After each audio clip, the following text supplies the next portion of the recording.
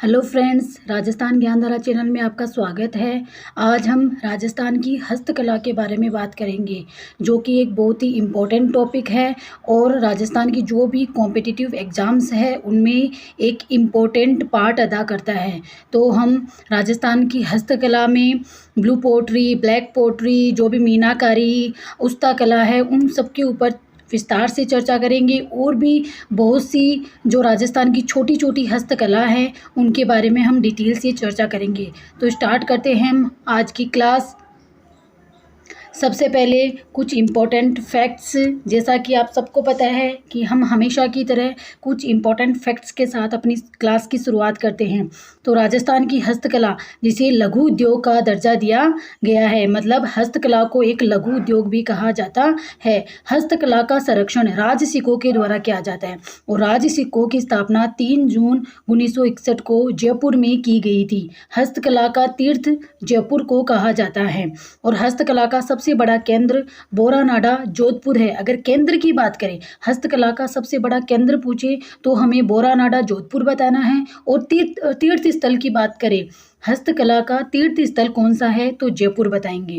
राजस्थान सरकार हस्त निर्मित वस्तुएं, क्योंकि हम हस्तकला के बारे में बात कर रहे हैं। हस्तकला मतलब ऐसी कला जिसका संबंध हाथों से होता है। हाथों से जिन वस्तुओं का निर्माण किया जाता है वो हस्तकला की कैटेगरी में आती है।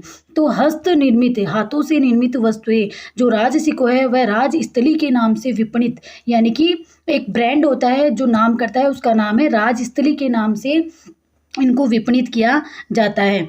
आगे हम चर्चा करेंगे कि राजस्थान में कुछ शिल्प ग्राम स्थापित किए गए हैं।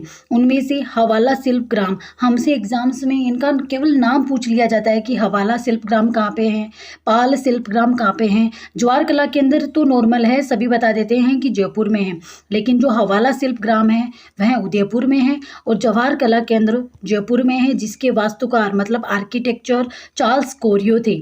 और पाल शिल्प ग्राम यह जोधपुर में स्थित है। और दरी उद्योग को बढ़ावा देने के लिए भी कुछ शिल्प ग्राम स्थापित किए गए हैं। यहाँ पे स्थापित है जो 3 शिल्प ग्राम है। 3 में से बस्सी, एक बस्सी चित्तौड़गढ़ में है, एक उमराव बूंदी और एक धारियाबाद प्रतापगढ़ में है। हमें इनको केवल की पॉइंट के तरीके से याद रखने हैं, क्योंकि हमसे डायरेक्ट पूछ लिया जाता है कि दरी उद्योग के लिए फेमस कौन से हैं और शिल्प ग्राम कौन कौन से हैं और कौन सा शिल्प ग्राम कहाँ स्थित है। तो हमें केवल इनके नाम और इनकी लोकेशन अच्छे से याद करनी है। आगे हम बात करते हैं पोट्री, जिसे मरमंडे कला भी कहा जाता है। चीनी मिट्टी के बर्तनों पर चित्रकारी का कार्य करना पोट्री कहलाता है, क्योंकि जो बर्तन होते हैं, चीनी मिट्टी के जो बर्तन होते हैं, उनके ऊपर जो सुंदर सुंदर चित्रकारी की जाती है उसे पोट्री कहा जाता है। लेकिन पोट्री भी अलग अलग प्रकार की होती है और ये पोट्री अपने इंडिया की नहीं है। ये कला मूलतः पर्शिया, ईरान की है। मतलब ईरान में इसका क्या हुआ था, उद्गम हुआ था। अकबर इस कला को लाहौर लेके आए थे। जब अकबर इसे लाहौर लेके आए थे तो अकबर के जो दरबार में रहते थे मिर्जा राजा मान सिंह, यानी कि मान सिंह प्रथम, जो कि जयपुर के कछुआ शासक थे, वो जो अकबर के दरबार में रहते थे। और जो मान सिंह प्रथम है वह इसे लाहौर से जयपुर लेके आए थे। अगर हमें पूछा जाए कि जो पोट्री है उसे लाहौर से जयपुर कौन लाया था, तब हम आंसर देंगे मानसिंह प्रथम। और राजस्थान में ये 4 प्रकार की पोट्री हैं। पोट्री जिसे मरमंडे कला कहा जाता है वह राजस्थान में 4 प्रकार की है। एक ब्लू पोट्री, एक ब्लैक पोट्री, एक डबल वर्क जिसे कागजी पोट्री कहा जाता है, एक सुनहरी पोट्री। अगर हमें डायरेक्ट पूछा जाए ब्लू पोट्री कहाँ की फेमस है, तब हम जयपुर बताएंगे। ब्लैक पोट्री के लिए हम कोटा को बताएंगे और कागजी यानी कि डबल वर्क पोट्री जो कि कागज से बनी होती है वो अलवर और सांगानेर जयपुर की फेमस है। और सुनहरी पोट्री यानी कि जिसे गोल्डन पोट्री भी कहा जाता है, यह बीकानेर और जैसलमेर की फेमस है। आगे हम बात करें कि जो 4 प्रकार की जो पोट्री होती है उनमें से ब्लू पोट्री क्या होती है, ब्लैक पोट्री क्या होती है। तो ब्लू पोट्री यानी कि नीली पोट्री, यानी कि जो चीनी मिट्टी के बर्तन होते हैं उनके ऊपर नीला कलर किया जाता है। जैसा कि आपको दिख रहा है कि चीनी मिट्टी के जो बर्तन होते हैं, फूलदान होते हैं, गमले होते हैं, जो प्लेट वगैरह होते हैं, इनके ऊपर नीले कलर में जो चित्रकारी की जाती है उसे ब्लू पोट्री कहा जाता है, जो कि जयपुर की फेमस है। ब्लू पोट्री को आमेर लाने का श्रेय जाता है मानसिंह प्रथम को। और ब्लू पोट्री का सर्वाधिक विकास हुआ था, यानी कि फेमस किसके काल में हुई थी? राम सिंह द्वितीय के काल में। ये दो क्वेश्चन हैं जो हमें बहुत ज़्यादा कंफ्यूज करते हैं। ब्लू पोट्री को लाने का श्रेय पूछे किसने लाया था, अगर ये पूछे तो मानसिंह प्रथम जवाब देंगे। और फेमस किसके काल में हुई थी या इसका सर्वाधिक विकास किसने किया था, तो राम सिंह द्वितीय के काल में हुआ था। राम सिंह द्वितीय के काल में जो कालू और चूड़ामन थे वो दिल्ली गए और दिल्ली से जो भोला खुमार था उससे ब्लू पोट्री का प्रशिक्षण लिया था और ब्लू पोट्री को वापस से क्या किया था? पुनर्जीवित किया था। और इसमें ये प्रक्रिया पूछ जाती है, आरएस एग्जाम में एक बार पूछा था कि ब्लू पोट्री में ये जो प्रक्रिया है वो कैसे की जाती है। तो इसमें एक तो हरे रंग का कांच होता है जिसे कहीरा कहा जाता है, एक गोंद जिसे साजी कहा जाता है, सोडियम कार्बोनेट, क्वार्टर्स और मुल्तानी मिट्टी होती है। इन सबको, ये जो 5 कंपोनेंट्स होते हैं, इन सबको 800 डिग्री ताप पर पकाया जाता है। और ये ब्लू पोट्री है वह बहुत ज़्यादा ही महंगी होती है, मतलब रईस अमीरों के, इस कारण इसे रईसी पोट्री भी कहा जाता है। आगे हम चर्चा करें ब्लू पोट्री के बारे में, तो ब्लू पोट्री का जादूगर कृपाल सिंह शेखावत को कहा जाता है। निवासी कृपाल सिंह शेखावत ये मऊ गांव सिक्कर के निवासी थे, मतलब शेखावाटी के रहने वाले थे। इन्हें 1976 में ब्लू पोट्री के क्षेत्र में पद्म श्री मिला था। इन्हें शिल्प गुरु अवार्ड से भी नवाजा गया है। इन्होंने ब्लू पोट्री में 25 रंगों का प्रयोग किया था। हमने हरे रंग के बारे में सुना है, लेकिन इन्होंने 25 रंगों का प्रयोग किया था। इनके गुरु थे भूर सिंह शेखावत जिन्हें गाँव का चितेरा कहा जाता है। कई बार एग्जाम्स में पूछा गया है कि गाँव का चितेरा किन्हें कहा गया है? भूर सिंह शेखावत को गाँव का चितेरा कहा जाता है। वर्तमान कलाकार प्रभुलाल, खेमराज और सत्यनारायण है। ब्लू पोट्री में महिला कलाकार है नातीबाई और मीनाक्षी राठौड़ है। और अभी जो एग्जाम्स में पूछा गया था गोपाल सैनी भी ब्लू पोट्री से संबंधित है। और गोपाल सैनी क्या थे? कृपाल सिंह शेखावत के स्टूडेंट थे। इस कारण ये इनके बहुत ज़्यादा फेमस हुए थे ब्लू पोट्री में। और अभी एग्जाम में ये गोपाल सैनी के बारे में पूछा गया था। आगे चर्चा करें तो ब्लैक पोट्री कोटा की फेमस है। चीनी मिट्टी कोटा, ब्लैक यानी काला से कोटा, काला कोट ऐसे याद कर लेना, काला coat Kota. Black pottery Kota की फेमस है। चीनी मिट्टी के बर्तनों पर काले रंग की प्रधानता में चित्रकारी करना ब्लैक पोट्री कहलाती है। गमलादान, कप, प्लेट, दोने इत्यादि पर पोट्री का कार्य किया जाता है। और इसको गरीब की पोट्री कहा जाता है क्योंकि ये ज़्यादा महंगी नहीं होती है। ऑलमोस्ट जो एवरेज होते हैं उनको आसानी से मिल सकते हैं ऐसे बर्तन, तो इस कारण से गरीब पोट्री कहा जाता है। आगे हम चर्चा करें तो सुनहरी पोट्री जिसे गोल्डन पोट्री कहा जाता है। गोल्डन पोट्री बीकानेर और जैसलमेर की फेमस है। याद कर लेना कि जैसलमेर का जो फोर्ट है उसको गोल्डन फोर्ट कहा जाता है। इस वजह से इसको लिंक करके आप याद कर सकते हैं इजीली कि बीकानेर की और जैसलमेर की सुनहरी पोट्री यानी कि गोल्डन पोट्री फेमस है। कागजी पोट्री या डबल वर्क पोट्री यह अलवर और सांगानेर जयपुर की फेमस है। कागजों को गलाकर बर्तन बनाने की कला को पेपर मेसी कहा जाता है। ये डेफिनेशन पूछी गई थी एक बार कि पेपर मेसी किसे कहा जाता है, या फिर कागजों को गलाकर बर्तन बनाने की कला को क्या कहा जाता है? पेपर मेसी कहा जाता है। छिद्र युक्त कागजों के बर्तन पर चित्रकारी या सजावटी पोट्री भी कहा जाता है। मतलब कि जो ये कागजी पोट्री है उसे सजावटी पोट्री भी कहा जाता है। इनका उपयोग नहीं कर सकते, जैसे हम गमलादान इनका आसानी से उपयोग कर सकते हैं, लेकिन ये कागज की बनी होती है, इनका उपयोग नहीं कर सकते। ये एग्जाम में क्वेश्चन पूछा गया है कि तरल पदार्थों का प्रयोग इस पोट्री से निर्मित बर्तनों में नहीं किया जाता। क्वेश्चन ऐसे पूछा गया था कि किस प्रकार की पोट्री में तरल पदार्थों का प्रयोग नहीं किया जाता, वो है कागजी पोट्री, क्योंकि ये कागज़ की बनी होती है, इस कारण इसमें तरल पदार्थों का यूज़ नहीं किया जाता है। आगे बात करें मीनाकारी क्या होती है? आभूषणों में रंग भराई। मतलब ये जो आभूषण देख रहे हैं आप, ये हार जो भी मंगलसूत्र टाइप में है, इसमें जो बीच बीच में ये मैरून कलर का जो रंग भरा हुआ है, आभूषणों में रंग भरना ही क्या कहलाता है? मीनाकारी कहलाता है। मीनाकारी को हस्तकला की आत्मा कहा जाता है। जैसे नृत्यों की आत्मा घूमर कहा जाता है, उसी तरह से जो हस्तकला की आत्मा है वह मीनाकारी कहलाती है। मीनाकारी जयपुर की फेमस है, सबको पता है। एशिया की सबसे बड़ी मीनाकारी मंडी gems and jewellery park Sitapura Jaipur में स्थित है, जो एशिया की सबसे बड़ी मीनाकारी मंडी है। ये भी मूलतः कहाँ की है? ईरान की है। लाहौर कौन लाया? अकबर लाया, और लाहौर से मानसिंह प्रथम इसे आमेर लाए थे। मीनाकारी का जादूगर कुदरत सिंह को कहा जाता है, जिन्हें 1988 में पद्म श्री मिला था। और वर्तमान कलाकार है किशन सिंह, हरी सिंह, गोब सिंह और श्याम सिंह है। इनको अच्छे से, जो इनके कलाकार हैं उनको एक बार अच्छे से देख लेंगे। और कुदरत सिंह को 1988 में मिला था, और कृपाल सिंह शेखावत को 1974 में पद्म श्री मिला था। तो ये पद्म श्री का जो ईयर है उनको भी एक बार सरसरी नज़र से आप देख लीजिएगा। मीनाकारी भी 2 प्रकार की होती है। ब्लू पोट्री 4 प्रकार की होती है, सॉरी पॉटरी 4 प्रकार की होती है। मीनाकारी 2 प्रकार की होती है, एक तो होती है कच्ची मीनाकारी, एक पक्की मीनाकारी। कच्ची मीनाकारी यानी कि कच्ची यानी बुरादा, बुरादा से याद रख लेना, मुरादाबादी, मुरादाबादी कहा जाता है, यानी कि कच्ची मीनाकारी को ही मुरादाबादी कहा जाता है। और यह अलवर और जयपुर में पीतल के आभूषणों में रंग भराई किया जाता है। पक्की मीनाकारी यानी तारकसी, तार क्या होते हैं? पक्के होते हैं, इसलिए तारकशी को पक्की मीनाकारी कहा जाता है। ये नाथद्वारा राजसमंद, जो कि काफ़ी बार पूछा गया है कि तारकसी के जेवर कहाँ के फेमस हैं, नाथद्वारा राजसमंद के फेमस है। रेनवाल जयपुर में चांदी के आभूषणों पर रंग भराई का कार्य किया जाता है। और ये क्वेश्चन भी पूछा गया है कि तांबे की मीनाकारी भीलवाड़ा की फेमस है। पीतल की मीनाकारी पूछे तो अलवर जयपुर, चांदी की पूछे तो नाथद्वारा राजसमंद और रेनवाल जयपुर, और तांबे की पूछे तो भीलवाड़ा पे अपन टिक करेंगे।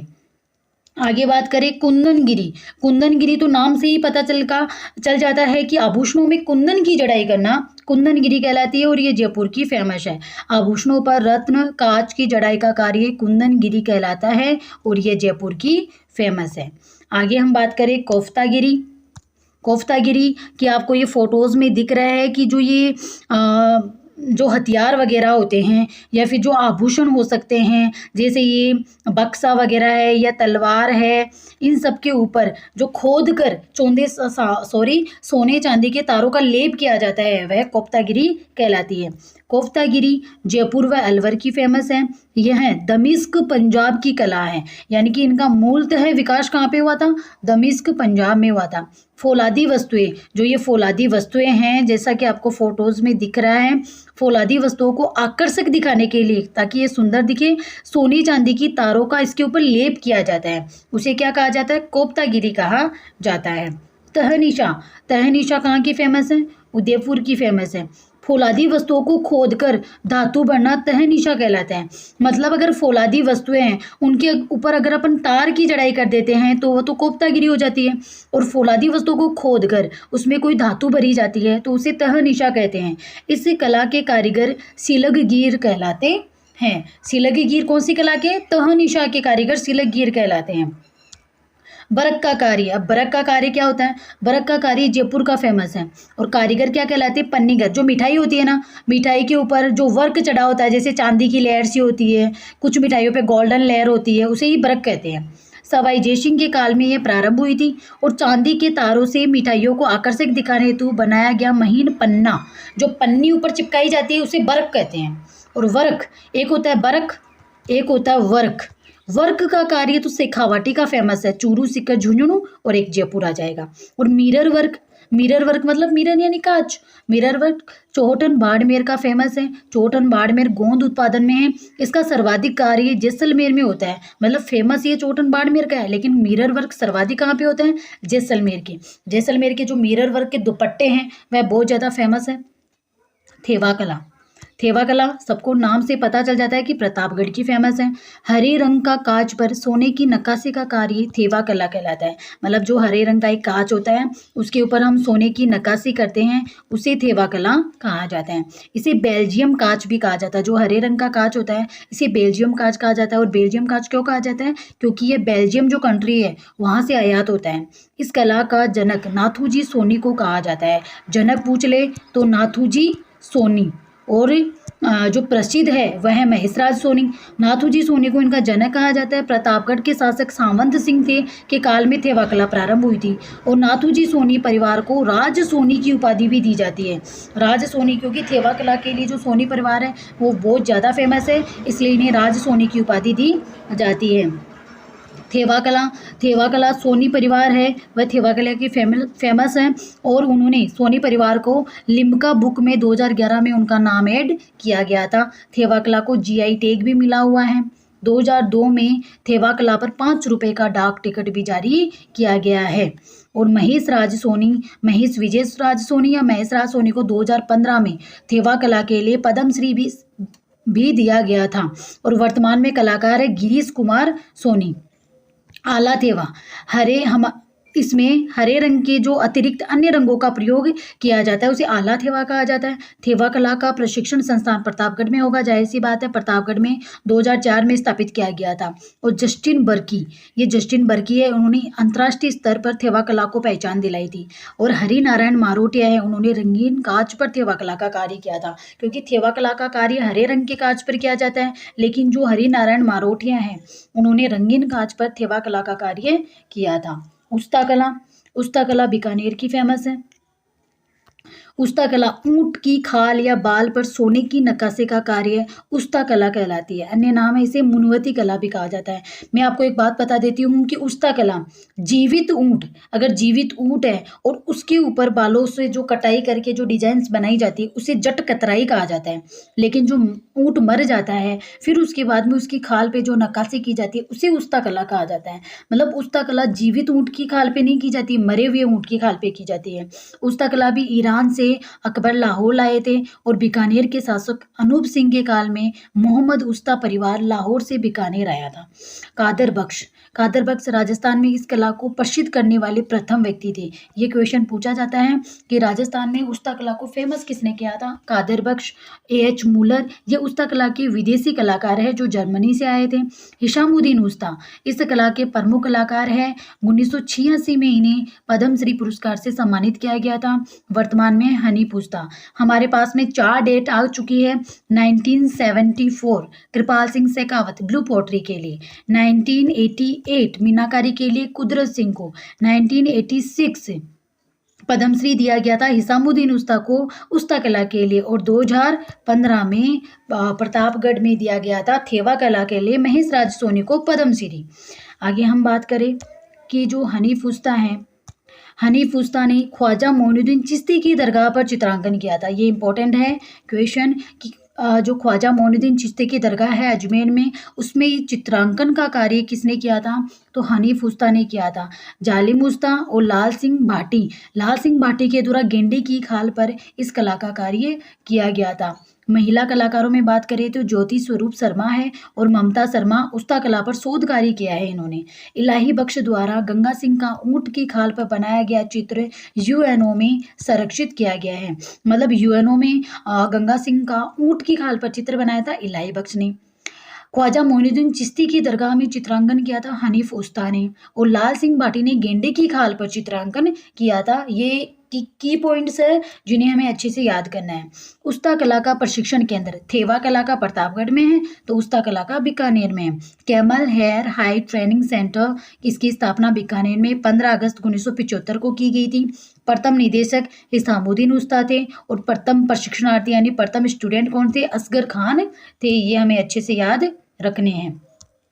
मथेरना जो कला है वह भी बीकानेर की फेमस है। किसी भी धार्मिक अथवा पौराणिक स्थल पर धार्मिक अथवा पौराणिक ग्रंथों का भित्ति चित्रण करना मथेरना कला कहलाती है। और प्रमुख कलाकार रामलाल, मुन्नालाल, मुकुंद, ये अच्छे से याद करना है। रामलाल, मुन्नालाल और मुकुंद ये मथेरना कला के फेमस कलाकार हैं। यह कला जैन धर्म से प्रभावित कला है और इस कला के कलाकार मथेरन कहलाते हैं। मथेरन राज परिवार में निजी चित्र बनाते हैं। बीकानेर में 2 कला हुई थी।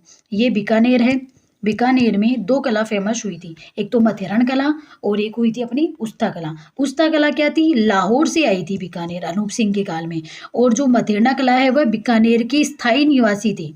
ये बीकानेर में राज परिवार के चित्र, पौराणिक और धार्मिक चित्र बना देते थे। जबकि जो लाहौर से आए थे हिसामुद्दीन उस्ता परिवार आया था वह ऊंट की खाल पे उस्ता कला के लिए फेमस हुए थे। इन दोनों में कंफ्यूज नहीं होना है, इनको अच्छे से याद रखना है।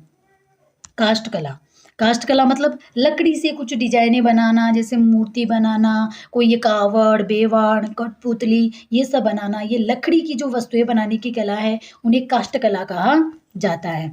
आगे हम बात करें कि काष्ठ कला के जनक कौन है। प्रभात जी सुतार। सुतार मतलब क्या होता है, जो खाती का काम करते हैं ना उनको सुतार कहते हैं। कावड़, बेवान, गणगौर ये बस्सी गांव चित्तौड़गढ़ की फेमस है। जनक कौन है, प्रभात जी सुतार है। लकड़ी से निर्मित मंदिर नुमा आकृति कावड़ कहलाती है। जो ये मंदिर नुमा आकृति होती है लकड़ी से निर्मित, उसे क्या कहते हैं, कावड़ कहते हैं। और अगर इस मंदिर में मूर्ति स्थापित कर दी जाती है, अगर मूर्ति इसमें स्थापित कर दी जाती है, फिर इसे क्या कहा जाता है, बेवान कहा जाता है। बेवान का देव विमान या चलता फिरता मंदिर या मिनिएचर वुडन टेम्पल भी कहा जाता है। और जो मांगीलाल मिस्त्री है वह कावड़ के लिए फेमस है। ये क्वेश्चन काफ़ी बार पूछा गया है कि जो मांगीलाल मिस्त्री है वह किस चीज़ के लिए फेमस है, तो वो कावड़ के लिए फेमस है। और प्रभात जी सुतार काष्ठकला के लिए फेमस है। चोपड़ा, चोपड़ा क्या होता है, जो तिलक निकालने के काम में आता है ना उसे चोपड़ा कहते हैं। चोपड़ा जो तिलक निकालने के काम में, बाजोट यानी चौकी, ये कहाँ की फेमस है, बाड़मेर की फेमस है। पात्रे तिपरनी, पात्रे तिपरनी पिपाड़ गांव जोधपुर की फेमस है। पिपाड़ गांव जोधपुर, पैसे पात्रे तिपरनी, पैसे पिपाड़ गांव जोधपुर। और पात्रे तिपरनी होते क्या हैं, जो जैन धर्म के साधु होते थे उन्हें भोजन हेतु निर्मित लकड़ी के बर्तन क्या कहलाते हैं, पात्रे तिपरनी कहलाते हैं। आगे हम बात करें तो चंदन कला। चंदन कला जैसे चंदन और जैसे चूरू। चंदन कला कहाँ की फेमस है, चूरू की फेमस है। लकड़ी का कलात्मक शिल्प हेतु जेठाना अजमेर फेमस है। यानी कि लकड़ी है उसके ऊपर क्या की जाती है, कलाकारी की जाती है, वो कहाँ की फेमस है, जेठाना अजमेर की। चेले क्या होते हैं, कई बार मतलब जो राजस्थानी शब्दावली है वो हमारे एग्जाम्स में बहुत ज़्यादा आती है। तो राजस्थानी शब्दावली में हम बात करें, चेले क्या होते हैं, जो तागड़ी होती है, मतलब जो तागड़ी होती है उसके दोनों तरफ जो ऐसे होते हैं ना, इन दोनों को क्या बोलते हैं, इनको चेले बोलते हैं। ओके, लकड़ी का कार्य करने वाले व्यक्ति को खतिया सुतार बोलते हैं। मैंने आपको बताया था बरसात, ये भी एक चीज़ है जो कि जो कर वगैरह होते हैं, शुल्क वगैरह होते हैं, उनमें पूछा जाता है। सुतार क्या होता है, सुतार को वर्ष के उपरांत यानी कि एक वर्ष के बाद में दिया जाने वाला अनाज, सॉरी समाज नहीं है, अनाज है, दिया जाने वाला अनाज क्या कहलाता है, बरसात कहलाता है। आगे चर्चा करें कठपुतली कला।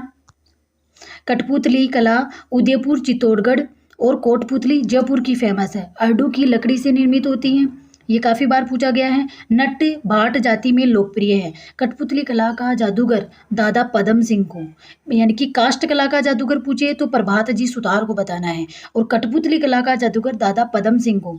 कठपुतली कला को अंतर्राष्ट्रीय स्तर पर प्रसिद्धि दिलाई थी देवीलाल सामर ने।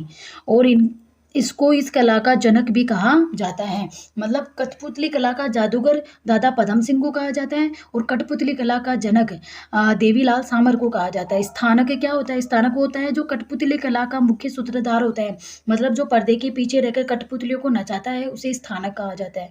कठपुतली संग्रहालय कहाँ पे है, उदयपुर में है, बागोर की हवेली में है। इस कला का संरक्षण भारतीय लोक कला मंडल उदयपुर के द्वारा किया जाता है। और भारतीय लोक कला मंडल उदयपुर की स्थापना देवीलाल सामर ने 1952 में की थी। देवीलाल सामर के द्वारा ही कठपुतली कला की स्थापना देवीलाल सामर के द्वारा ही भारतीय लोक कला मंडल की स्थापना उदयपुर में की गई थी 1952 में। ये है कठपुतलियाँ, ये जो डोरियाँ लगी हुई है पीछे, इनको पकड़कर जो इन्हें नचाता है उन्हें स्थानक कहा जाता है। तो दोस्तों ये हमारा था आज का हस्तकला पे एक छोटा सा वीडियो। आगे हम वस्त्र संबंधी हस्तकला के बारे में और भी जो अन्य हस्तकलाएँ राजस्थान की फेमस है उनके बारे में चर्चा करेंगे। Thank you.